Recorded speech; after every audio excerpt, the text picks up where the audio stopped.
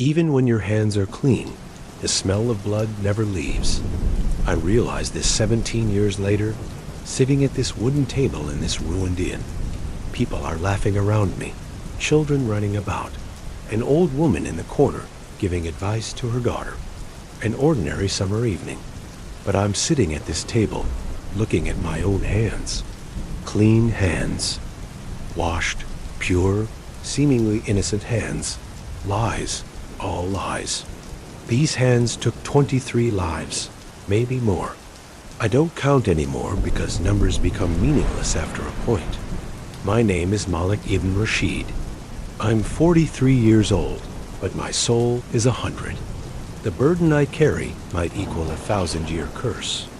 If you've ever tried to run from your past, even once in your life, you can understand me, but I can't run, because the past follows me at every step, like my shadow.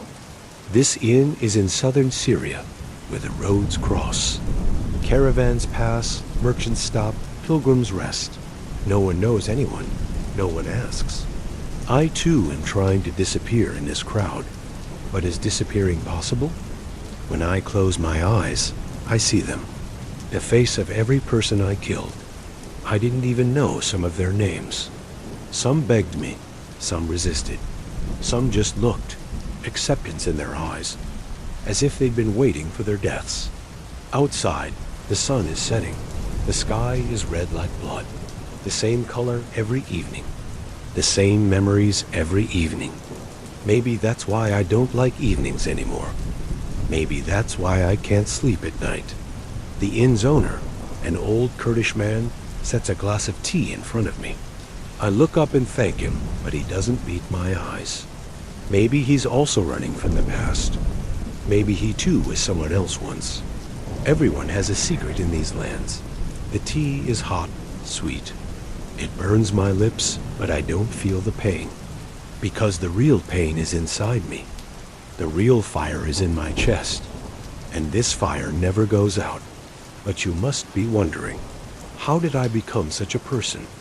How did an assassin who killed 23 people end up sitting quietly in this inn drinking tea? The answer is simple but painful. I didn't choose this path. Or maybe I did. I don't know anymore. Maybe we're all prisoners of our own choices. Maybe what we call fate is just the decisions we make in our weak moments. It all started 26 years ago. I was 17. When I try to remember now, I can't believe that boy was me. That boy was innocent. He had dreams. He had a future. But most importantly, his heart was clean. The heart, what a strange organ. It pumps blood, carries life, but feels pain the most. I close my eyes. The inn begins to fade. Sounds drift away. And suddenly I'm there. 26 years ago. In the outskirts of Damascus. At our home. No, calling it a home would be wrong. Our home was 4 walls and a collapsed ceiling. But it was paradise to us. Because our family was there. My mother, Fatma. She was a beautiful woman. But poverty had stolen her beauty. Her hands were calloused, her back hunched, her eyes always tired. She'd work from morning to evening. She'd clean in the houses of the rich. When she'd return home in the evening, her feet would be swollen, but there was always a smile on her face. She'd look at me and my siblings and say, "As long as my children don't go hungry." My father, Rashid, I took his name. He was a strong man once. He was a caravan guard, protected merchants' goods against bandits. But one day, he was wounded in a raid, in the leg. The wound healed, but the leg was never the same. He couldn't fight anymore, couldn't run, couldn't walk long. He couldn't find work. And with each passing day, he withdrew more into himself. Sometimes he'd sit in the street, begging for passers-by. Seeing the shame in his eyes when he did this was worse than death for me. My siblings, 2 girls, 1 boy. The girls, Ike and Zara. My brother, little Yusuf. He was 6 then. He had big eyes, was curious about everything. He'd ask me questions. "Brother, Why is the sky blue? Brother, does the sea have an end? Brother, why are we poor? I could never answer the last question. Poverty. I don't know what this word means to you, but for me, poverty wasn't just hunger. Poverty was hope dying. Poverty was seeing the brokenness in my father's eyes. Poverty was my mother's face, weary from crying. Poverty was my siblings going to bed hungry. Everything in that neighborhood had a smell. The smell of garbage. The smell of open sewers. Sometimes the smell of bread would come from the bakery. Then everyone would breathe deeply, as if the smell would fill us. There were sounds too, of course. Children crying, women fighting, men cursing. And sometimes, from very far away, from the rich neighborhoods, the sounds of music. That music reminded us of the existence of another world, untouchable, unreachable. I was working in the bazaar then. I was an apprentice for a jeweler. No, calling him a jeweler would be an exaggeration. The man repaired old jewelry, sold cheap ornaments to poor neighborhood women. He didn't teach me anything. I just swept the shop, brought his tea, greeted customers. In return, he gave me 2 breads a day, sometimes 3. Those breads were our life. But one day, everything changed. I'll never forget that day. It was summer. The weather was hot as hell. I was sitting in the shop, drenched in sweat, waiting for a customer. Then the door opened. 2 men came in. But these weren't ordinary customers. The first man was tall, broad-shouldered. His clothes were clean, quality, but there was no ostentatious wealth. He wore a simple, plain-colored robe, a black beard on his face, sharp eyes, deep, as if seeing everything. The second man who entered was older. He had graying hair, a face full of wrinkles, but his posture was straight, his gaze determined. I stood up. "Welcome, sir," I said. The first man looked at me. That look pierced me, as if he wasn't just looking at my face, but reading my soul. "Is the jeweler here?" he asked. His voice had a low but commanding tone. "He went to the market, sir. He'll return in the evening," I said. The man nodded. Then he began to walk slowly around the shop, looking at the jewelry in the display, but not really seeing any of it. He was watching me. I could feel it. "What's your name?" he suddenly asked. "Malik, sir." "How old are you?" 17, sir." "Do you have family?" "Yes, sir. My mother, father, 3 siblings." "What's your father's work?" I didn't know how to answer this question. I was ashamed. But I didn't choose the lie either. "My father is disabled, sir. He can't find work." The man stopped, turned to me. In his eyes there was neither pity nor contempt, just understanding. "I'll ask you a question, Malik. Think carefully, don't rush. What would you do for your family?" The answer was already clear. "Anything," I said. The man smiled slightly. "Anything? Would you die?" "If necessary, yes." "Would you kill?" This question surprised me. I hesitated for a moment. Then I answered, "I don't know, sir. But if my family is hungry, I'll do whatever it takes to feed them." The man approached, put his hand on my shoulder. I still remember that moment. His hand was warm, but when he touched me, a shiver ran through me. "Malik, this world is merciless. The strong live, the weak are crushed. You and your family are weak, but I can offer you an opportunity. You can be strong. You can save your family. But there's a price." "What's the price?" I asked. "Yourself. You'll leave the old Malik behind. You'll become a new Malik. You'll belong to us. You'll live for us. You'll die for us. In return, we'll send gold to your family. They'll never go hungry again. Your father will be treated. Your mother will be comfortable. But you'll never see them again." The words froze in my mouth. "Never see them again? What?" "We'll train you," the man said. "Special training. Dangerous, painful, but in the end, you'll be strong. And you'll serve a great purpose." you'll fight in Allah's path. Maybe you've experienced a similar moment, a decision moment that will change your life. When that moment comes, time slows down. The heart races. Thoughts get tangled. And you know there's no turning back from this decision. Do you know what I did at that moment? I thought of my siblings. Little Yusuf falling asleep hungry.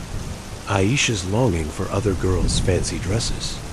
Zara lying sick, us unable to afford a doctor. My mother taking bread from her own mouth to give to us. My father's broken pride. I didn't cry. I didn't have the strength to cry at that moment. I just raised my head and said, "I accept." The man smiled. The old man behind stepped forward. He had a pouch.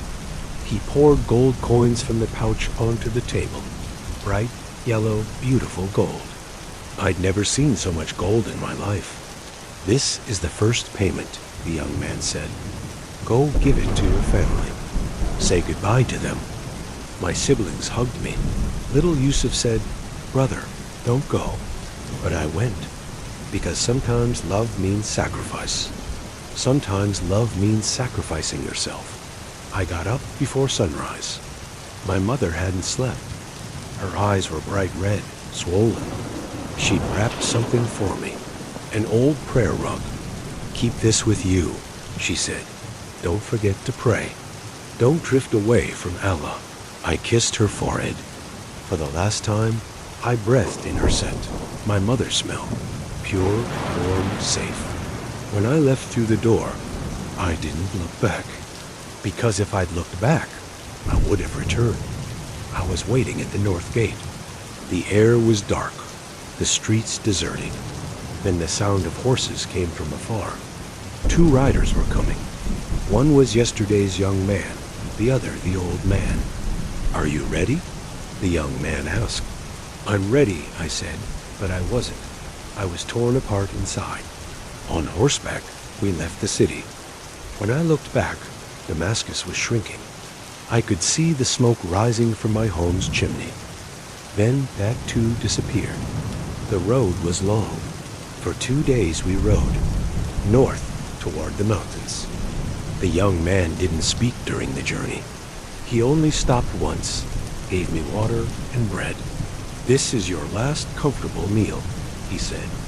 "From now on, everything will be much harder." I wasn't afraid, or maybe I suppressed the fear, because there was no turning back now. On the evening of the second day, a structure appeared at the mountain peak. At first, I couldn't understand what it was.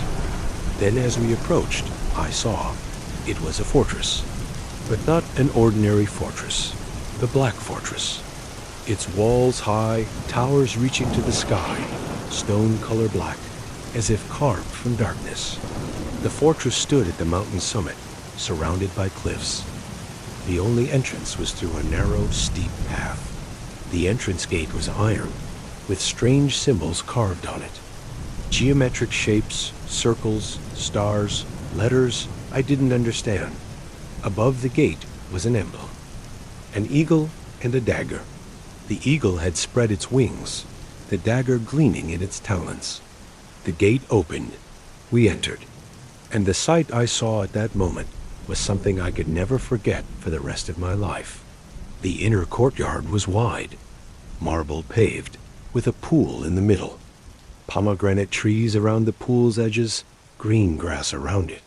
Torches burned on the walls, but unlike the darkness outside, this place was bright.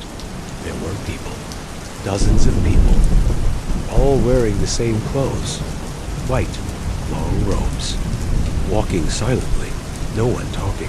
I dismounted. My legs wouldn't hold me, the fatigue of 2 days on horseback. "Welcome, Malik," the young man said. "This is your new home, the Black Fortress, the heart of the El Fedayeen congregation. El Fedayeen, the devoted ones." I'd heard the name. Legendary assassins. They'd kill without anyone seeing them. No one could catch them. They struck fear into sultans, commanders. And now I was going to become one of them. "Follow me," the man said. We crossed the courtyard, descended stairs. entered a dark corridor. Torchlights danced on the walls. The stone walls were damp, the air cool, and I braved my lungs tremble. We arrived at a room. A man was sitting inside. He was old, maybe 60, maybe 70. His hair snow white, beard long, eyes deep and weary. In front of him a table with books, papers, maps on it. Master Hazen, the young man said. New candidate. Master Hazen raised his head, looked at me. That look saw everything. My past, my fears, my weaknesses. Your name? He said, his voice hoarse. Malik ibn Rashid. Not anymore. Now you're just Malik. No surname, no family, no past. Only us. Understood? Understood, I said, but I noticed the trembling in my own voice. Master Hazen stood up, approached, put his hand on my shoulder. You don't need to be afraid. This isn't hell. This is where we prepare you. We'll make you strong. We'll shape you. But for this, you must give everything. Your pain, your fear, your pride. You'll leave it all, because you don't exist anymore. Only the congregation exists. Then he turned to the young man. Take him to the dormitory. Tomorrow morning, his training begins. The dormitory was a long, narrow room.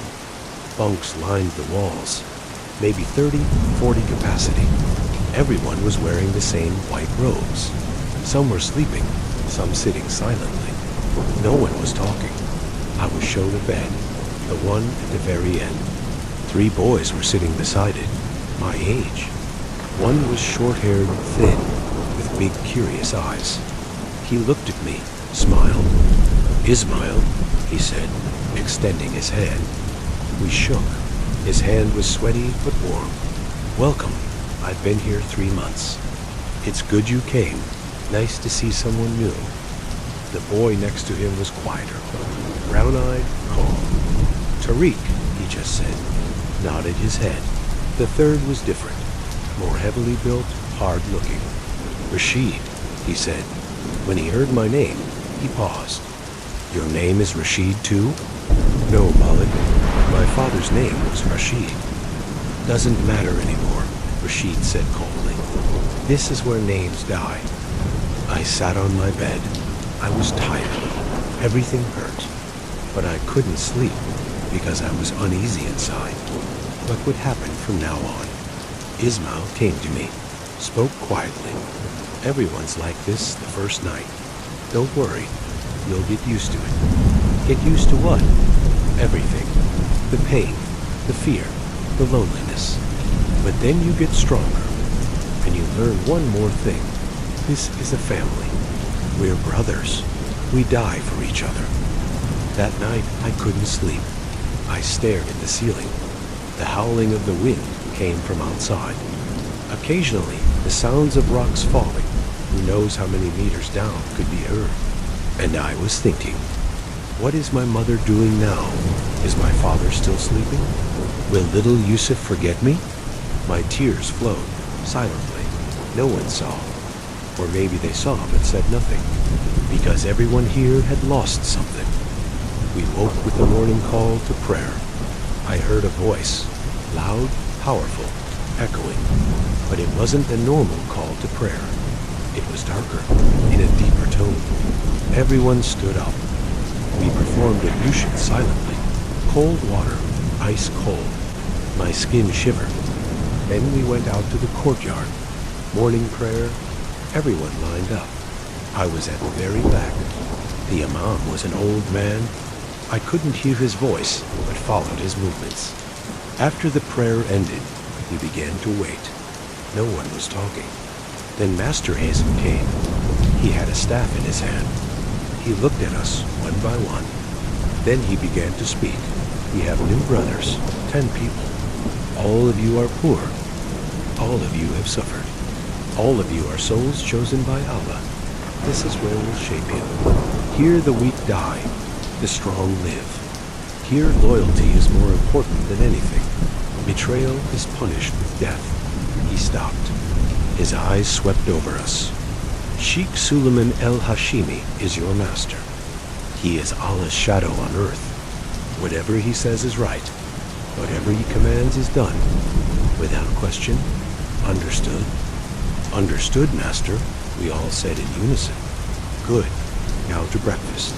Then training will begin. The dining hall was large. Long tables, trays on them, bread, olives, cheese, honey, tea. In abundance. I'd never seen so much food together, but no one was talking. Everyone was eating silently. There was a seating order. New arrivals at the very end. Masters and teachers at the front. In the middle, devoted ones who'd earned rank. I sat at the very back, Ismail beside me. He whispered, "No talking here. If you're caught, you go hungry for a day. Second time, you're beaten. Third time, you're expelled." I chose to stay silent. I ate. The bread was soft, the honey sweet, the tea hot. It felt good to my stomach, but I still couldn't relax, because everyone was looking at each other, evaluating. Who's strong, who's weak, who will survive, who will die. After breakfast, we went out to the outer courtyard. The sun had risen. The air was starting to warm. A man was waiting. He was old but strong. His muscles defined, arms thick, scars on his face. Bearded, mustached, small, hard eyes. "I am Fezi Effendi," he said. His voice was like thunder. "I'm your combat instructor. I'll teach you to kill, but first, I'll kill you. Because until your old self dies, your new self can't be born." And that day, the most painful day of my life began. First, we ran. Around the courtyard. Over and over. My legs burned. My breath cut off. I wanted to vomit. But Fezi Effendi didn't stop. "Run," he shouted. "Run or you'll die. If you get tired on a mission, the enemy will kill you." We ran. 1 hour. 2 hours. No one knew. Finally, I collapsed to the ground. My head was spinning. My eyes were darkening. But Fezi Effendi came. Keep running. "Get up. If you're not dead, get up." I got up. Because if I didn't get up, I'd be expelled from here. And the gold sent to my family would stop. Then push-ups. 100. Then sit-ups. 100. Then weightlifting. Then combat techniques. Punching. Kicking. Blocking. Evasion. Every movement repeated again and again. When the sun set, I was sprawled on the ground. Everything hurt. My hands were bleeding. My knees were bruised. Ismail helped. "Everyone's like this the first day," he said, laughing, but there was pain in his eyes, because he'd been through this too. After dinner, there were lessons. We entered a classroom, a place with a blackboard, books. A man was sitting. He looked young, maybe in his 30s. His spectacle, thin, with elegant movements. But there was a coldness in his eyes. "I am Hakim el-Din," he said. "I'll teach you to think, because muscle power isn't enough. Your brain is your greatest weapon." And that night, our first lesson began. Philosophical questions.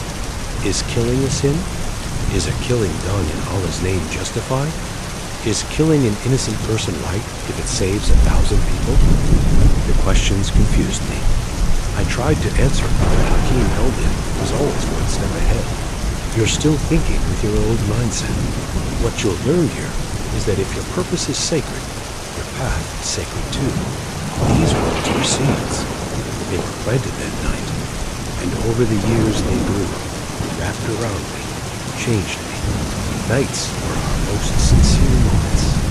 In the dormitory, we talked quietly, in whispers, because talking was forbidden, but everyone had a need to share something.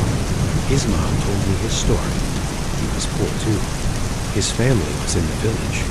His father was sick. One day, the sexmen came, took him. "We'll take care of your family," they said. Ismail accepted. Tariq spoke less. One night, He opened up. My family died, he said. Crusaders raided our village. Killed everyone. I hid. Cowardly. Then the sect found me. Do you want revenge? They said, yes, yes. Rashid said nothing. Just listened. But there was hatred in his eyes. For what or who, I didn't know. And me? I couldn't tell my story. Because I wasn't ready to tell it yet. Because I hadn't accepted the truth yet. I sold my family for gold. Months passed. Every day was the same routine. Morning call to prayer. Prayer. Breakfast. Physical training. Lunch. Mental training. Evening lessons. Sleep. But I was changing a little more each day. My muscles hardened. My breathing lengthened. Then sharpened. Now doing 100 push-ups was easy. Now I didn't question philosophical questions. I memorized the answers. And my friends were changing too. Ismail had become quieter. Tariq looked harder. Rashid had become more ambitious. At the end of the 6th month, a test was conducted. Master Hazen gathered everyone.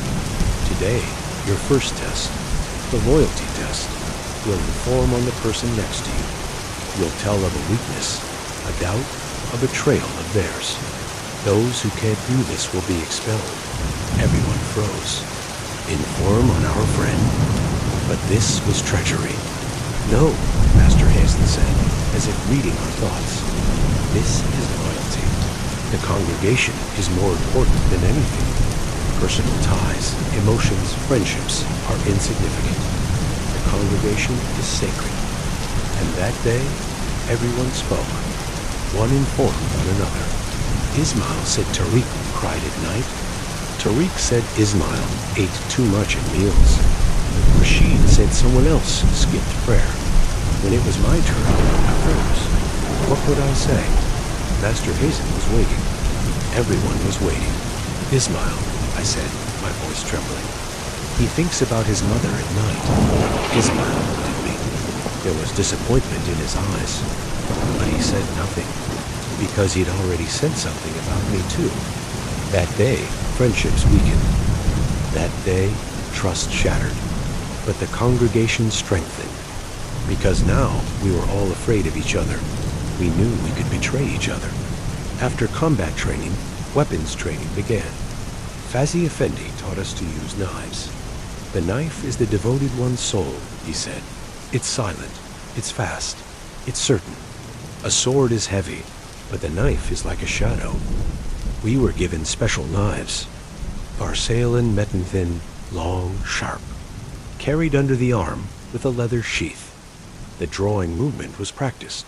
Hundreds of times. Thousands of times. Finally, we could draw it in 1 second. Then the dagger. Carried at the waist, thicker, more powerful.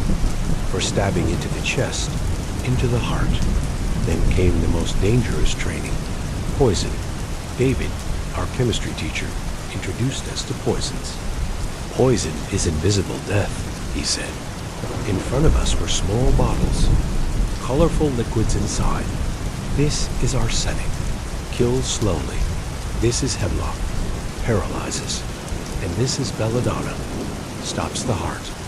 He had us practice poison drops. On food, on drinks, even on rose petals. A king drinks from a goblet and dies. No one understands. They say heart attack. This knowledge frightened me, but at the same time gave me a sense of power. Because now I was dangerous. Now I was a weapon. At the end of the first year of training, a ceremony was held. We gathered in the courtyard. Master Hazen brought us into Sheikh Suleiman's presence for the first time. The Sheikh was sitting on a throne. He was an old man, maybe in his 80s. His beard snow white, eyes cloudy, but there was power in his voice. You are chosen souls, he said. A year ago, you were nothing, but today, you are devoted ones. Now you can wear black. Our white robes were collected. We were given black robes. They were silk, soft, with silver embroidery. Our sashes were red. Red, the color of blood. rank number 1. But it's not over yet, the Sheik said. Now the real training will begin. Now we'll prepare you for missions. One by one, we went before the Sheik. We knelt. We bowed our heads. He placed his hand on our foreheads. When it was my turn, I approached. I knelt. The Sheik's hand touched my forehead. It was warm, as if that hand penetrated me, wrapped around my soul. Malik, he said, you are a strong soul, but your journey isn't over yet. You'll see much more. You'll learn much more. And one day, you'll be my most loyal, devoted one. Yes, Master, I said. What else could I say? Swear, the Sheik said. Swear that you won't leave the congregation. Swear that you'll obey my command. Swear that you'll fight in Allah's path. I swear, I said. And at that moment, something broke inside me, as if the old Malik died there, in that place, and the new Malik was born. When the ceremony ended, I was someone else. I no longer thought about family, because my family was now the congregation. I no longer remembered Damascus, because my home was now the Black Fortress. I opened my eyes. The inn is there again. The tea has gone cold. Children are still running around, but I'm still there. 26 years ago, in that fortress. The first year it passed like that. Pain, training, transformation.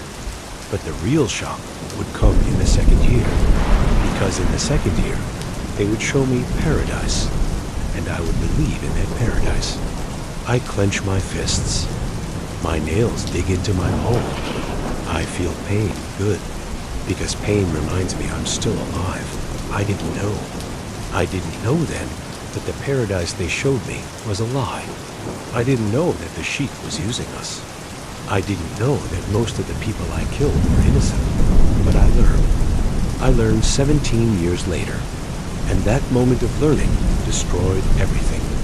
The innkeeper's son came, set a new tea in front of me. Sir, are you all right? He said. He's looking worried. I'm fine, I say, but I'm not. I'll never be fine. Because the past is a burden. And I'll carry this burden until I die. Outside, the sun is setting. The evening call to prayer is being recited. But I don't rise for prayer because I no longer know what to say to Allah. Should I ask for forgiveness? But how many times? 23 times for 23 lives? Or forever? Maybe you too will face such a situation one day. Maybe you too will have to confront your past one day. Then you'll understand me. Then you'll know that some sins can never be erased.